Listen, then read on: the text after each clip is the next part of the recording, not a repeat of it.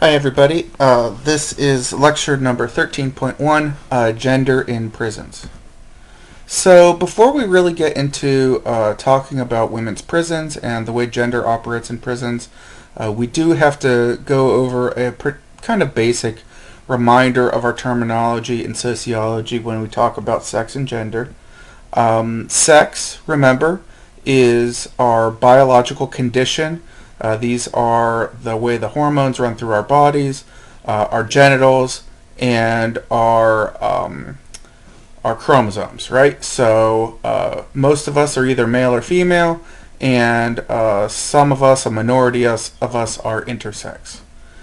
Gender, then, are how you behave in relation to your sex. So this tends to be consistent with sex for the majority of people.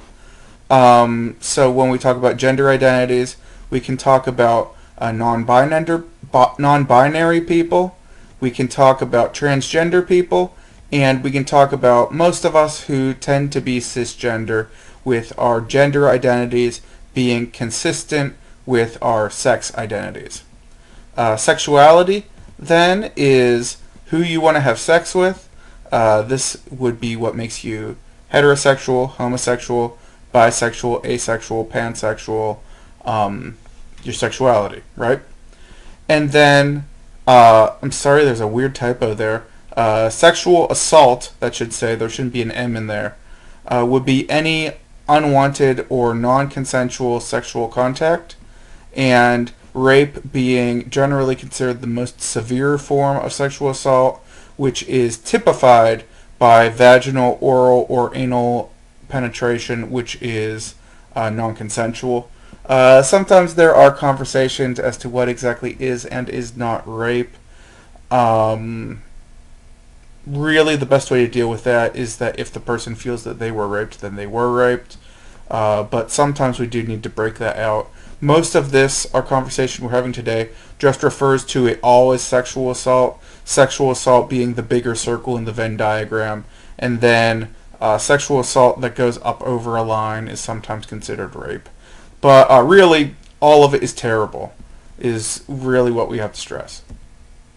So let's talk about the basics of women's prisons. Remember, Davis herself was imprisoned for a period. So this firsthand this firsthand experience of hers makes her very academically credible in that term, and also she has studied gender, she has studied the role of prisons, so her account here and her opinion on this topic is especially valid. And this is relevant when talking about gendered abuse in prisons. Certainly, men's and women's standards are gendered in prisons, and this results in abuse from fellow prisoners in men's prisons, and typically in women's prisons there tends to be more abuse from the guards. Most of this chapter, though, focuses on how women are abused in prisons. You could easily have a different chapter or a different book on men in prison, but and how they are gendered, but this really focuses on women, and why they do that is pretty obvious here in a second. Another thing to keep in mind that makes women different from men is that women are often imprisoned based on their associations with men. So women are often put in prison because of their relationships and their toxic relationships with men. Thus, prostitutes or sex workers are more likely to serve time than pimps are, right? Women who kill their husbands are often in prison. A man might start a criminal activity, and then a woman winds up and goes along with it, and that's the kind of activity she wouldn't have started in the first place. And it's also important to remember that women are often abandoned by men, and then due to the poverty that abandonment drives the woman into, she is then led to criminal behavior. So a lot of the reasons why women are in prison is because of how they've been treated by men, and that doesn't have the same impact with how men wind up in prison. Usually when men wind up in prison, it's because of not because of their relationships with women. Let's talk about some basic statistics. Women are typically left out of conversations regarding prisons. When we talk about prisons, we by default tend to talk about men. And there is a statistical reason for that. 93% of the people who are in prisons are men, right? But so 6% of the population is female in prisons, or more like 7%. But don't let that small percentage throw you off. Remember, we have almost 13,000 people, 13,000 mothers, daughters, people in female prisons, right? That's 13,000 people who are in a situation within the borders of our country that is worth studying and worth being aware of. And because of that numeric minority, male inmate treatment is typically held as the standards. So standards are set based on men's prisons, and those standards often don't fit what women need, right? Especially medical implications. So often nonsense such as access to tampons or access to medical things that women would need, pregnancy issues or menopausal issues. These are not often taken into account in accounting and setting up medical staffs and teams in prisons, and they're absolutely critical. They're absolutely essential. If you're wondering, these statistics are based off of the Bureau of Prisons.gov, September 2017. This does not include jails, probation, or immigration facilities. I am pretty satisfied with those statistics. They're pretty solid. Let's talk about how women's prisons developed. Remember about when we talked about why we punish people, and we tend to punish people because of their behavior, and a lot of that is based off of masculine criminality. And masculine criminality has been seen more as the normal and the dangerous form of criminality. And this hasn't really changed over time, even though these concepts were first really established during the beginning of the prison system in about the 1850s or so. And remember, prison was developed in the 1850s to control men. But during this era, psych facilities, so your asylums, your psychological hospitals, these were what were used to control women. So when men broke the rules, they were labeled as criminals. When women broke the rules of society, they were labeled as insane. And this helped women a little bit, but it also really, really hurt them as well. Psychological drugs are distributed far more widely for women than they are for men, and we see this also in the prison systems.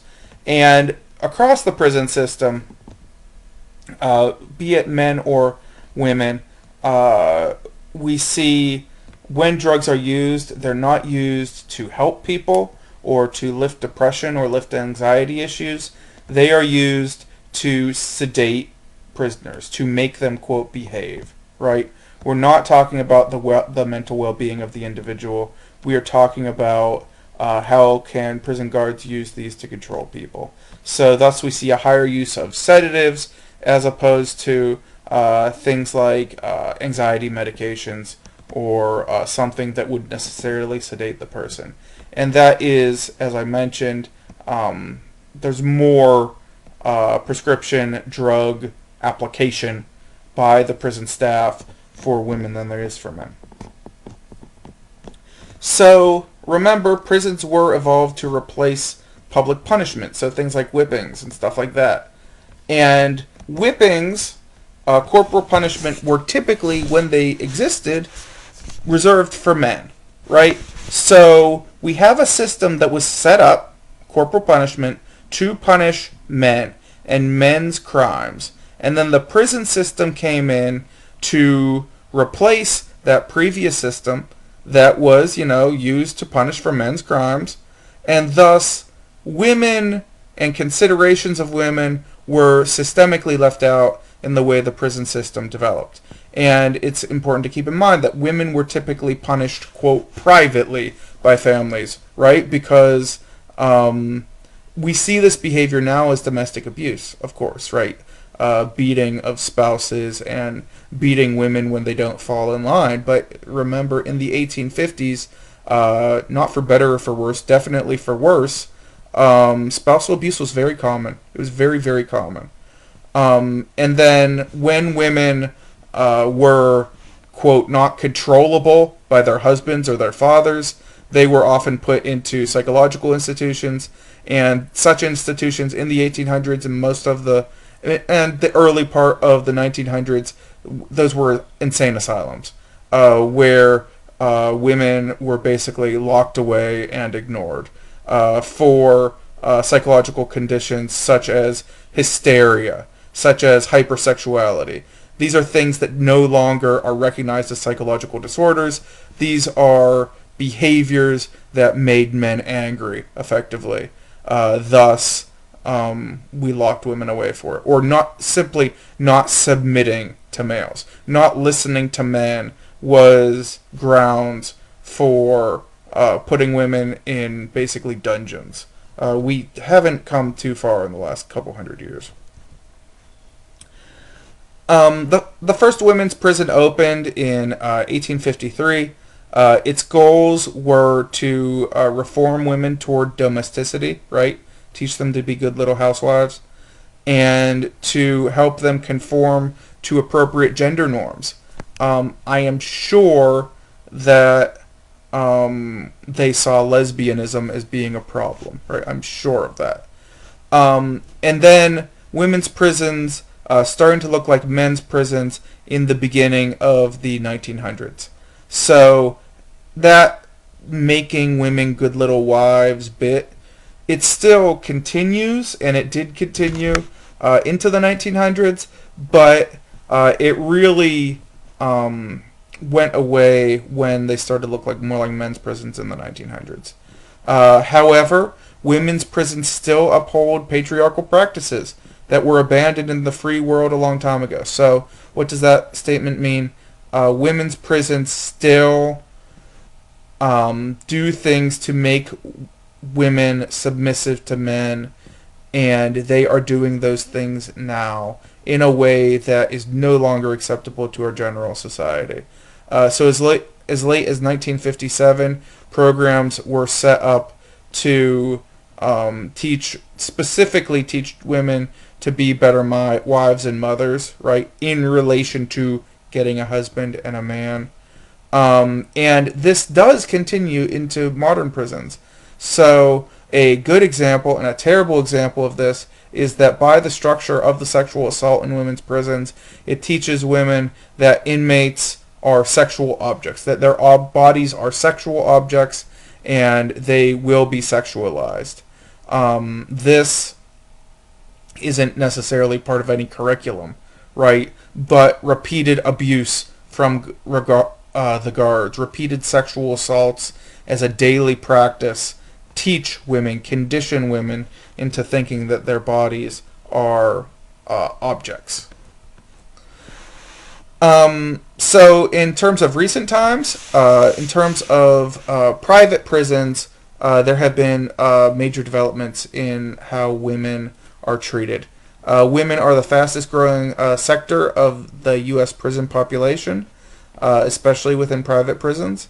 And this is directly tied to economic contexts of capitalist expansions in the prison industrial complex. So think of it in terms of expanding markets. The prison system, those private prisons, sees that they, if possible, if they can get more women in prison, right, then they can open more prisons. And there is some context to that. And if you want to delve into the weeds a little bit more as to the specifics of that, please do some close reading in the book there, but that's the gist of it. And because of that capitalist making money drive in women's prisons and prisons in general, that goal of rehabilitation has been replaced, right? Rehabilitation is expensive or perceived to be expensive to the prison. So if you're running a prison to make money, you cut those things that are expensive. And also, since you are making money off of prisoners staying in prison, right, you don't really want to rehabilitate them, right? If you rehabilitate them, they won't be your repeat customers, right? So along those capitalist ends, it is not in the profit motive of the prison to rehabilitate women, or rehabilitate anyone for that matter. So that is, again, we've said this before, a major reason why for-profit prisons are highly problematic. Another major issue within women's prison is what's called formulaic liberalism, which leads to increased sexism by, and this requires a little bit of sussing out. So we work off the premise that, okay, we need to treat men and women as the same. And then this formulaic liberalism says, yes, we need to treat men and women as the same. Thus, we need to treat them exactly the same. Thus, it is special treatment to give access to things like tampons to women while we don't give access to tampons to men, right? It's nonsense. But if you use a formulaic A plus B equals C model of how to treat human beings, not taking their sex into account, then you get nonsense like that. So we get things like women getting labeled as killers, being forced to abide by the same rules as murderer men in the name of feminist equality, quote feminist equality, not real feminist equality. Thus, a woman who killed her abusive husband is treated as exactly the same and just as dangerous as a man who worked as a hitman or a man who was a serial killer, right? A woman who killed her husband in self-defense because he was abusing her over 15 years is not the same thing as a man who cold-bloodedly killed strangers for money, right? And once we break that down a little bit, it's obvious. But this is the kind of mindset that has dominated women's prisons. Additionally, women's prisons once did have better educational and vocational and health opportunities for women than they did for men. Well, if you apply formulaic liberalism to them, well, they will say, well, it's, quote, not fair to treat women better than men. Thus, educational, vocational, and health opportunities were removed. And this had the end result of making things worse for women and continuing men's prisons to be horrible as well, right? So it does not make a unfair situation better to take things away from people so that it sucks for everybody. That's kind of a personal pet peeve of mine, especially when you're talking about like, well, these people shouldn't be making more money when these people don't make any money. Anyway, that's kind of a personal soapbox of mine. So let's talk about sexual assault in women's prisons, which is really one of the driving forces in the problems with women's prisons. This is the overwhelmingly negative aspect of women's prisons. Sexual assault is built into the system, and it's masked by procedure. Sexual assault is a day-to-day thing in women's prisons. We often think of men's prisons as being a place where sexual assault happens, and yes, it absolutely does happen, and yes, it is part of the danger of men's prisons, but it is built into the system in women's prisons. It occurs between guards and inmates, right? Women are assaulted by guards in women's prisons. Men are assaulted by other inmates. And there's a major difference in power dynamic there.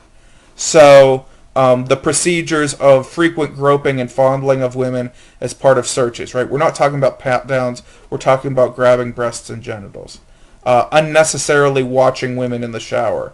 Yes, there is a need in prisons to surveil inmates, but there is not a need for prison guards to be standing there and staring at specific women that they find attractive. Unneeded female body cavity searches. So, male prison guards, or even female prison guards, sticking their fingers in women's vaginas, right? That's not needed in most situations. It could be needed in a given specific situation, but it is procedural in women's prisons. Pelvic exams as part of unrelated medical procedures, and there are many accounts, and it lays out in the book, where gynecological exams are done as part of treating a woman for a cold. That's not part of treating a woman for a cold. Other factors to keep in mind, aside from the being masked by procedure, is that prison guards, when they do rape inmates, tend to blame the inmates for their hypersexuality, and this is often tied to race, right? So prison guards often will say, "Oh, those Latinas or those black inmates, they're hypersexual." Male contact is being seen as good for inmates because they need male contact to keep them under control, right? Those are justifications for rape. That is rape, pure and simple.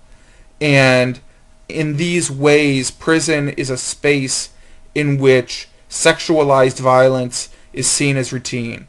And this is incredibly damaging to all inmates, especially those who are assaulted, which is many of them.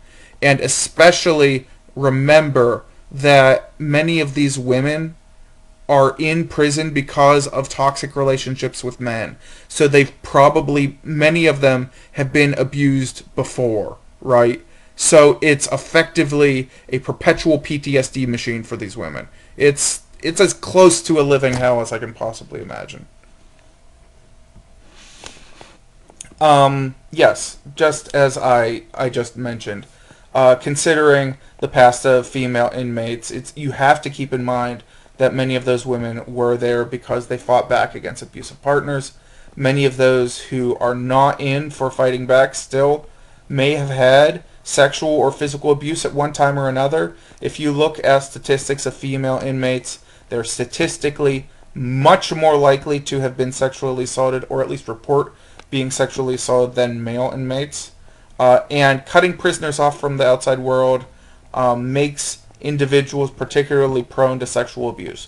We see this outside of prisons as well. When an individual is cut off from the outside world, when an individual is isolated, they are more prone to sexual abuse. Well, putting someone in prison is about as isolated as you can make them. Thus, because they're isolated, because they have experienced sexual abuse in the past, women in prisons are they are the very definition of a prone population to sexual abuse. And then you combine that with the fact that sexual abuse is built into that very system, it's grotesque. It's the only word you can use to really describe it. Those ideologies of hypersexuality relating to race particularly apply to Latino and African American populations. And we have reason to believe that this is also common in immigration detention facilities, where the overwhelming majority of those people are Latino women. And this persistent of sexual abuse violates the guiding principles of UN standards for minimum rules of the treatment of prisoners. So there are UN standards specifically stating that we should not be doing this in the United States as members of the United Nations. And we have overwhelmingly ignored those standards in this country since 1955. So it's an ugly thing about our society that we ignore. And it's something that even if you don't see a need for prison abolition, which I can go back and forward on, honestly. But women's prisons are really messed up. Uh, so I look forward to our conversations about this week. And yeah, I can't wait to talk to you in the discussion boards. Uh, Good luck.